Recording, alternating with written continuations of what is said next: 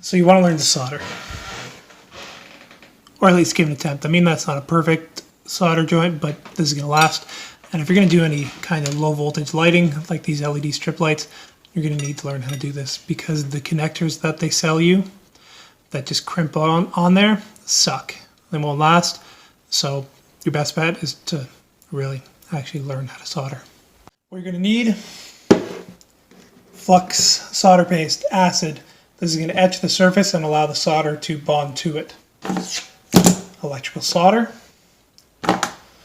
wire strippers, low voltage lighting, wire, and one of 2 different types of soldering irons. This is a trigger actuated one. You'll hear it turns on, you can hear the transformer inside, and this is one that gets plugged in, left plugged in, and doesn't really work that well, so we're not going to use this one. Optional piece of equipment.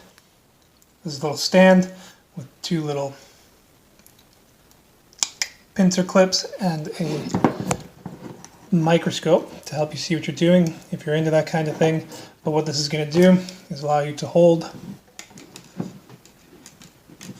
your lights and your wire and free up both your hands. Step 1, strip the wire. Stripped. Step 2, get some flux on your wire. For the wire, I actually just dip it in there.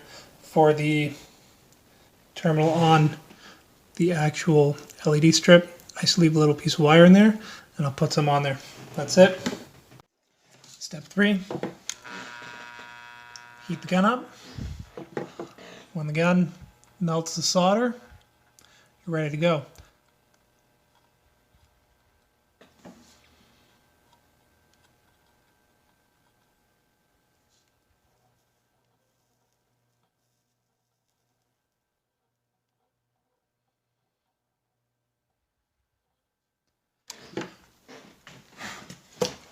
There you go. Beautiful solder connection. This is going to last a long time. It's going to be a very good conductor, and it's not going to come loose or fail over time. And obviously, if you were doing this permanently, I would say leave less wire exposed, more like this joint. And now some tips. Never be afraid of using too much solder paste. It's better to have a little bit too much than it is to have too little. You want the entire surface to be clean and free of any contaminants and allow the solder to flow evenly. If you're having issues, you feel like your soldering iron doesn't heat up fast enough, take a screwdriver, tighten these 2 screws. The more resistance there is in that connection before the electricity goes through the rest of the element, the longer it's going to take to heat up, and it makes a massive difference just tightening, like giving those screws an extra hard tighten.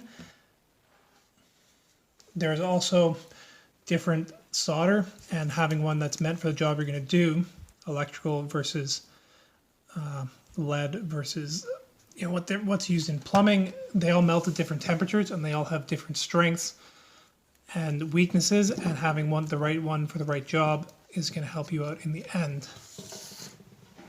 And finally, this is the one time in life you're going to get to act like an electrician even if you aren't one. Don't ever clean up your wire clippings when you're making electrical connections. This is peasant work and someone else will take care of it for you.